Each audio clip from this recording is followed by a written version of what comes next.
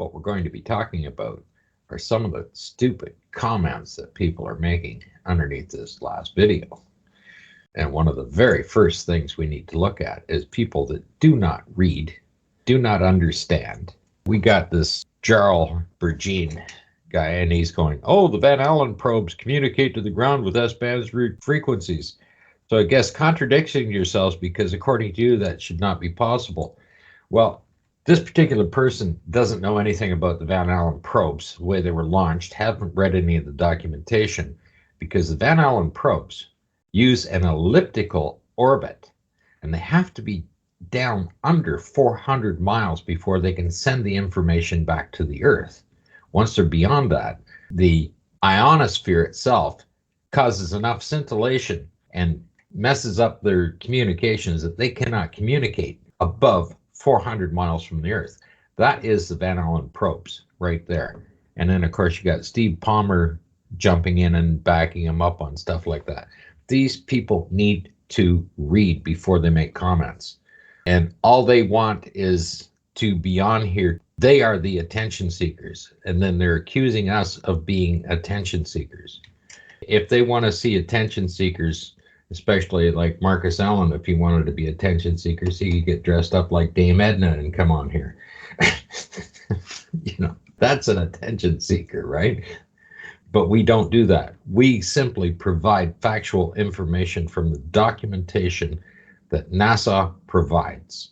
We show the inconsistencies in the documentations out there.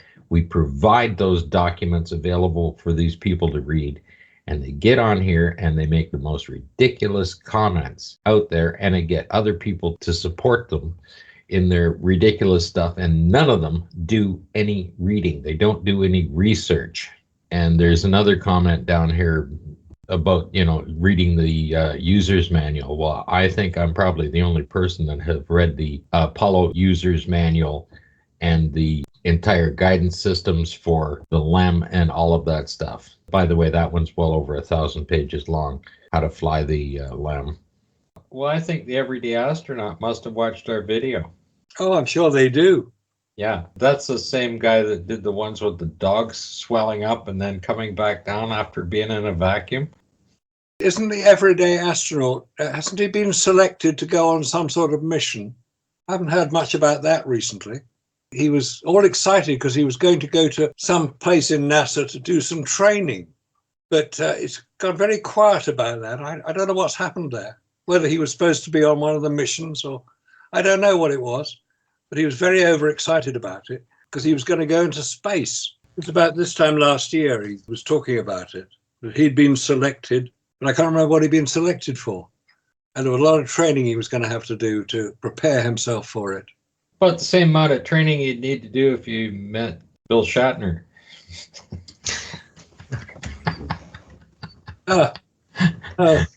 You're too cynical, Scott. You're too cynical, too honest, too cynical. It's nice to support Canadian actors, but Bill's an exception. Just to go back to what we were talking about, the people at NASA originally, Theodore von Karman, he was the guy, hence the Karman line. He was a big administrator around at the time. I think he came from Germany before the Second War, hence the name Theodore von Karman. Yeah, that's the one I was trying to think of. Interesting stories. I'll probably finish the book by next week, so I'll be able to get some more data on what happened to them all. But isn't it something, same with Oberg, they were all occult members. They were. There's some very strange goings on there. This is just my opinion, but perhaps those demonic entities that they were playing around with gave them some ideas.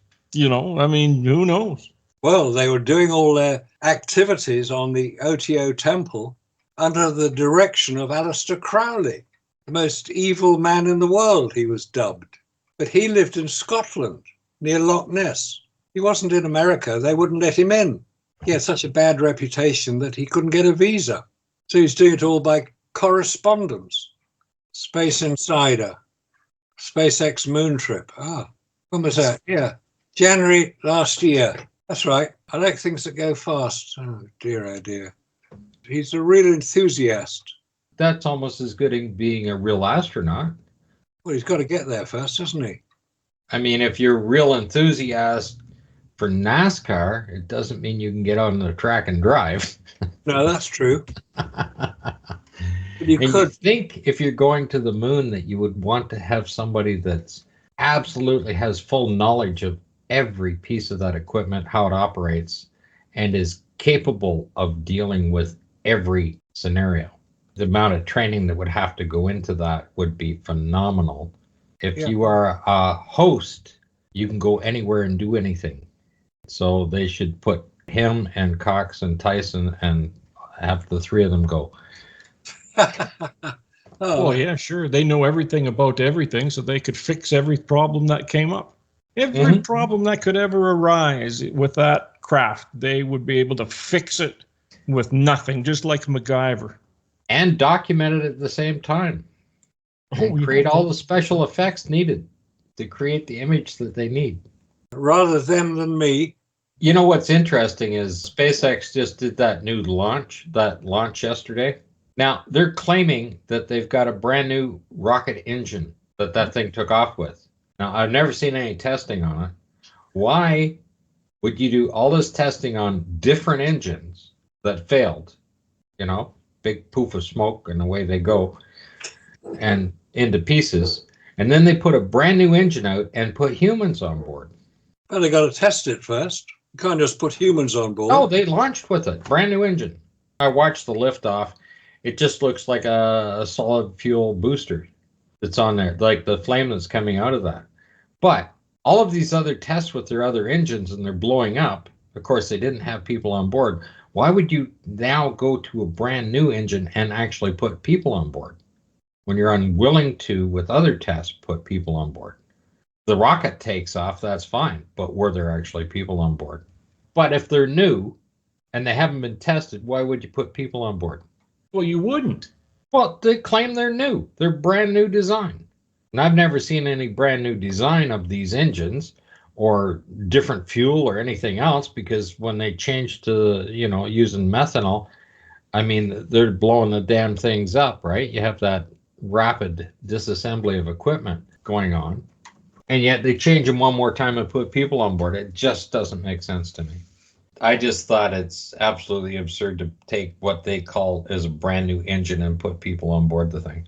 I tried to look for the engine design that they claim's a new engine, nothing. Couldn't find the engine, the fuel, nothing for it. Well, it's top secret. The Russians might get it. Yeah, it probably is a Russian engine.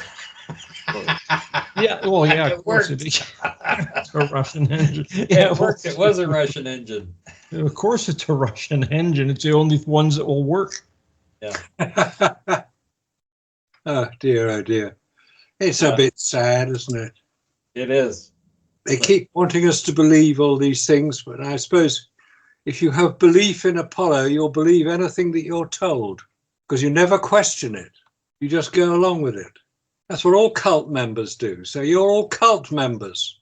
Oh dear. Look what happens to most cults. They just disappear, like Apollo's disappearing. It will become like Jonestown, all right, when they finally admit that this was all just a political event.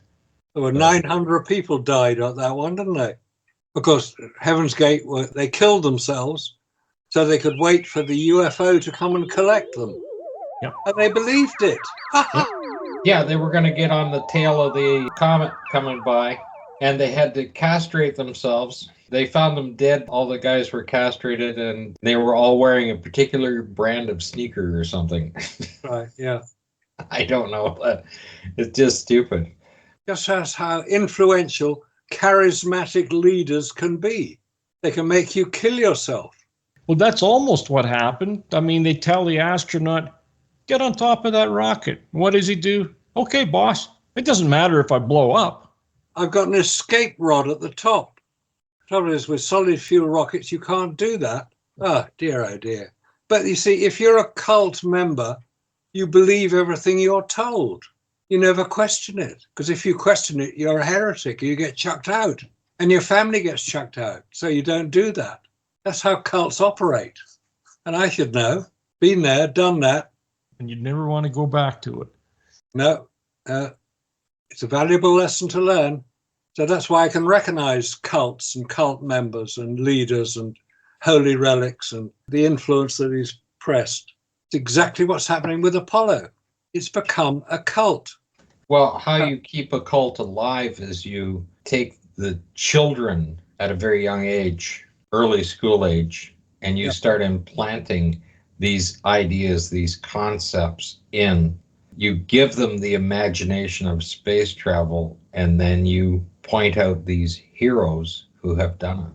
That's how you do it. And they have no reason not to believe you, especially if you are considered an educator, or you have a degree in something, or you are a person of authority.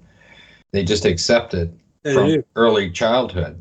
And of course, to undo that and get an individual as they mature to look at things with an unbiased viewpoint, look at the possibilities of it and do it objectively, is a completely different thing once they have been programmed. We were programmed the same way. Well, Brian Cox is a Children of Apollo. Yes, he has his own children's center called Children of Apollo, and his son is named Eagle and everything else. God almighty. So that's a cult. Those are cult members. And not to mention the fact that his wife was, children's programming for British television? That's right, yeah.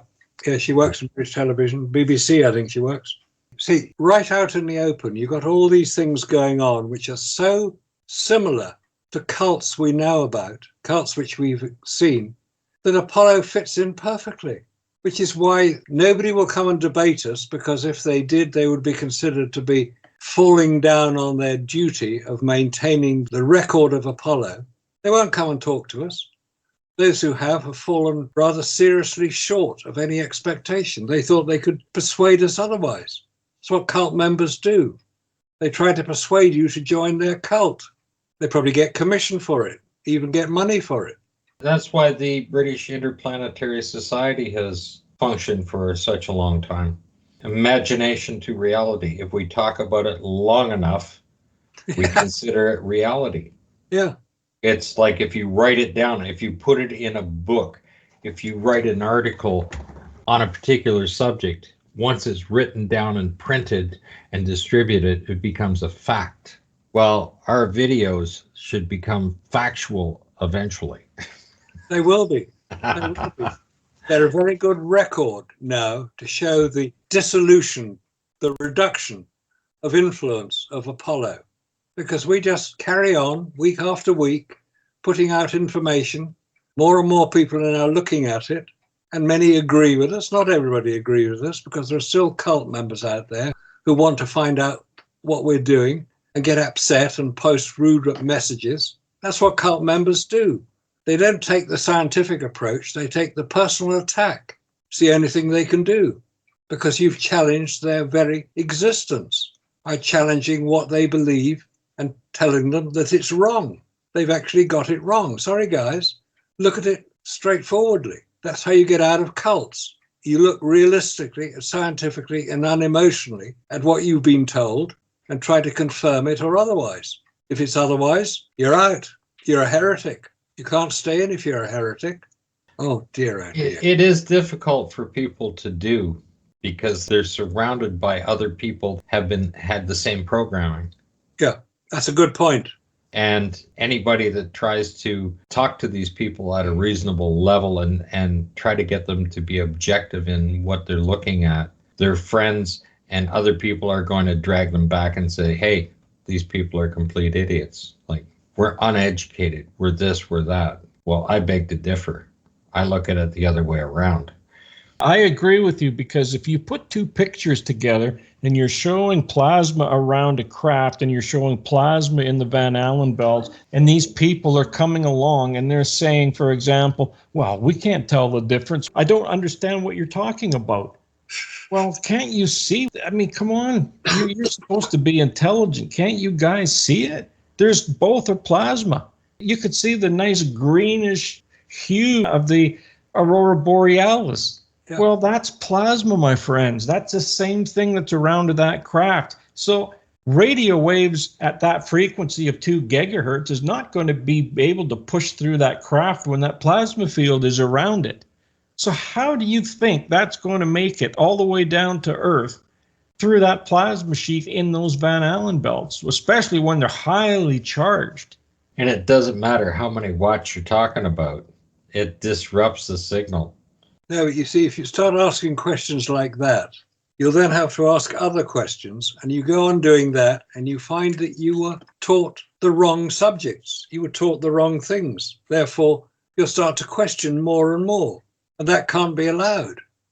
You can't be allowed to question things. I think what people need to do is they really need to study our atmosphere, all of the effects that it has on keeping this planet temperate as you go farther out. And the first thing that will give you an indication that there's something happening is if you just even read a chart on temperature as you go up in elevation, and all of a sudden it gets hotter again. What's happening in that layer? You say, oh, well, there's hardly any air there. Well, you hit the ionosphere, you hit the thermosphere, right? It's called a thermosphere for a reason, because it gets hotter. It's because there's reactions happening in that area that is making that temperature rise. And the ionosphere, because it's so highly ionized in that area, and there's the first indication where you're going to have scintillation of communications in there with a highly ionized level. That's even before you get out to the Van Allen belts where you've got plasma. Yeah. Okay, you've got electromagnetic shielding protecting the Earth, and it's grabbing radiation and pulling it around the Earth. It's protecting the Earth in that fashion. And then when you see that it takes all forms of radiation and is protecting it except one tiny little bandwidth of radiation, which is white light and UV light. Everything else is blocking. Like I even see a comment going, well, if there's so much plasma there, how come we can still see the stars? Well, it's because if you look at the thing, you realize that it's only white light able to come through there. Every other form of radiation at a lower wavelength or a higher wavelength is being blocked by the Van Allen belts. And if it didn't do that, we wouldn't exist. And then to even modify the UV light, you come down and we have an ozone layer that modifies that light even further to protect us further. And that must be by some fairly intelligent design, all of those different layers. Here's a question. What creates ozone in the upper atmosphere? It's hard to maintain. It's easy to manufacture, but it's hard to maintain it. It dissipates on its own. It breaks down on its own. At that particular elevation, it's fairly stabilized. What's the chemical formula for ozone? It's O3. So it's 3 atoms of oxygen. What we breathe, what we call oxygen, is O2. And that's a fairly stable molecule. 50 miles up, where you've got UV light, UVB specifically, that can break oxygen atoms apart. It splits the O2 and it becomes O, just one O. But it's unstable. It wants to get together with another oxygen atom to make O2. So what you've got is ultraviolet B light, the wavelength of ultraviolet B splits the oxygen atom apart. They want to get back together. Some of them become O3, 3 atoms of oxygen. That's ozone. It's not very stable, and it can be destroyed quite easily by CFCs, we're told. So that's only happening in the daytime when the sunlight's Yes. penetrating. But here's the interesting part. Where do we find the holes in the ozone layer that we're being told is so destructive? They occur in 2 places only, above Antarctica and above the Arctic. What do those 2 places have in common with each other and nowhere else on the planet? A 6-month day and a 6-month night. 6-month night, there's no sunlight. No ozone is being created. It can't be. There's no ultraviolet B light to split the oxygen atoms apart. Therefore, there'll be a big hole. During the Antarctic summer, the hole closes. It's a natural process. There's nothing untoward about a hole in the ozone layer. It will become better during the 6 months of summer when the sunlight is there the whole time. And the reason it doesn't appear anywhere else on the planet is because there is no similar event on the planet of a 6-month day and a 6-month night. That's why ozone does protect us from certain wavelengths of light. And there are holes in the ozone layer, quite naturally, and they've been there ever since the world began. Nothing unusual about it. So why all the fuss about hole in the ozone layer? You go back to 1992, when we had what's called the Montreal Protocols and the conference of eliminating CFCs, chlorofluorocarbons. Why was that happening? Why were these suddenly to be banned? CFCs, why were they to be banned? Oh, to stop the hole in the ozone layer. That was the answer. The real answer is because the original patent holder, Dow Chemical, the manufacturer of CFC, which is refrigeration gas, the original patent was taken out in November 1942, and it would run out in November 1992, 50 years later, when anybody could use the patent to make refrigeration gas, which is very much in demand with refrigeration trucks, lorries, planes, personal refrigerators. It was in huge demand. Dow Chemical didn't want to give up on the cash cow that they had because they could license the manufacture to other companies. In Britain, it was ICI, Imperial Chemical Industries. In Germany, it was Siemens. Right around the world, companies licensed the use of that patent to make refrigeration gas. So what they did was to outlaw the use of refrigeration gas to stop the hole in the ozone layer. That was the excuse. Dow Chemical had a wonderful idea. They got a new refrigeration gas called HCFC, hydrochlorofluorocarbon. And they introduced that as the replacement for CFC, chlorofluorocarbon. Yeah, they call that R34. They went from R12 to R34. That's right, yeah. That's how they got the relicense on it and hold the patent on the new one for the next number or whatever years. Yeah, next 50 years. But it's nothing to do with ozone or nothing at all. Earth's atmosphere or anything else. Are you telling me that hole in the ozone layer just magically repaired itself in 20 years? It doesn't work that way. NASA put one of their stickers on it and it went away. Yes. That's about it. Yeah. That hole in the ozone layer always repairs itself. Yeah. It's a natural process. Absolutely. But they didn't tell us that, did they? They told us it was dangerous and hairspray was to be outlawed. Car air conditioning was to be stopped. They not only needed to continue their patent, so they changed the formula of the refrigerant, got the government to back it up to ban their other ones so nobody else could use it. That's the biggest thing they needed to do, is get the government to say, you can't use the old product that everybody could manufacture, that was very easy to manufacture. Yeah, very easy. And then they got the market tied up again with their new patent, with their R34 on there, and charged twice as much money for it. Yeah, and it does just as much damage, and it has no effect on the ozone layer at all.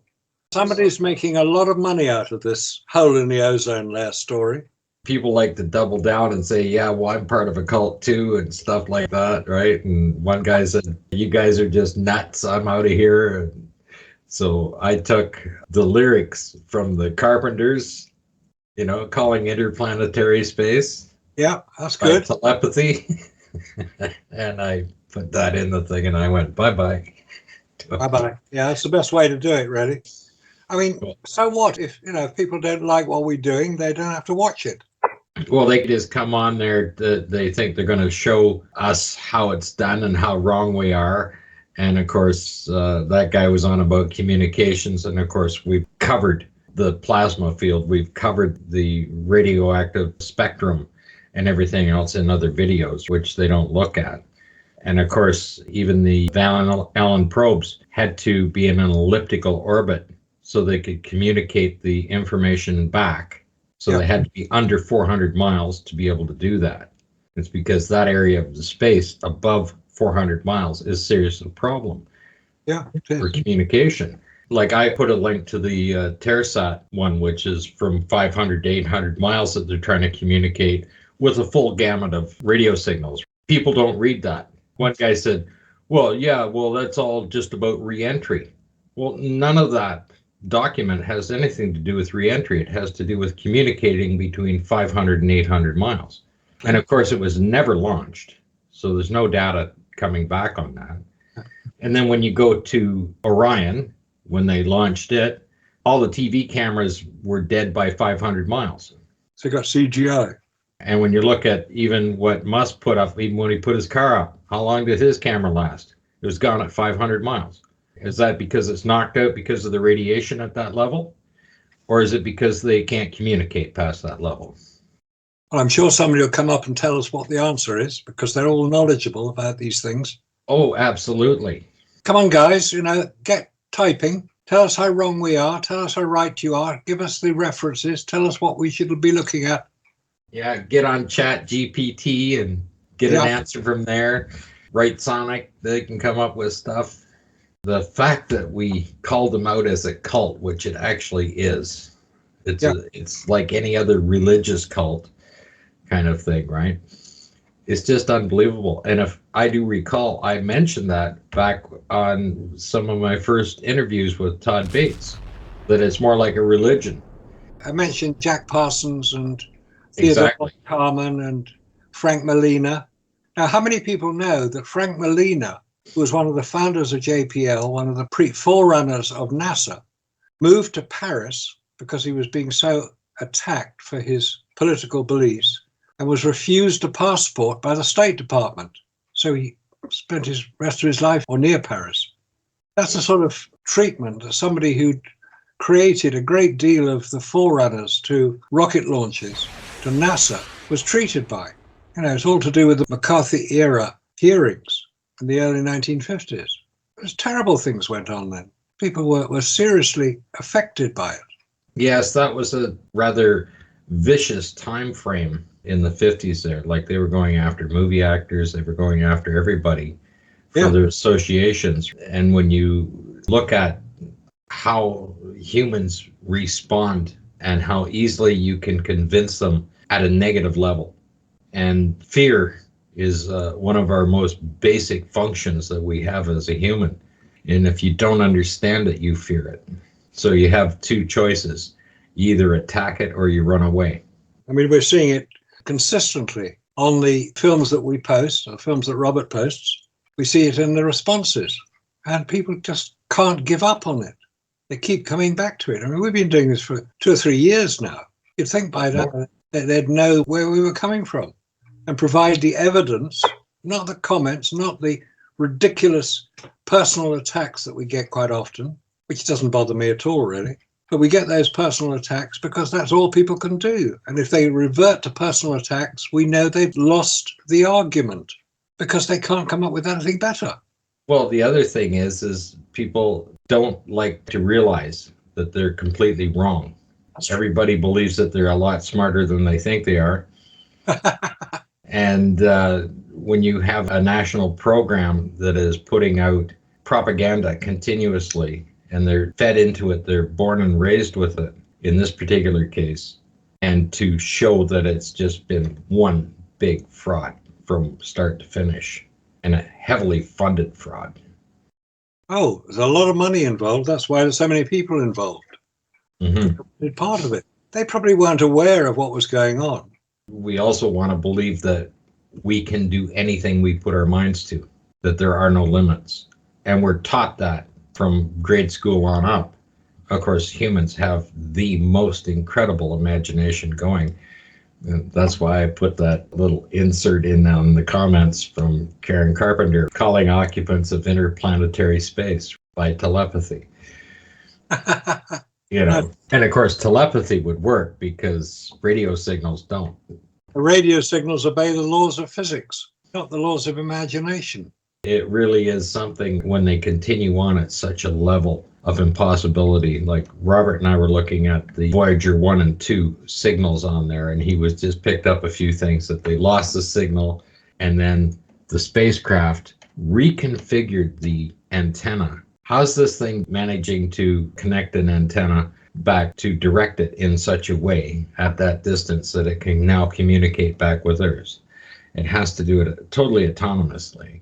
And like we've always said, well, like if the antenna's out on your satellite television set, you got to call the guy. But this machine can do it at that distance. And then, all of a sudden they're communicating against. And I mean, at that distance, the delay is over 20 hours. If people believe that, like if they can put that out and have you believe that this thing is still functioning, and of course it's going to be in a torr value of 10 to the minus 17th or more calculated for deep space. The temperature is approaching absolute zero. Minus 273 degrees centigrade. So it's down into that range.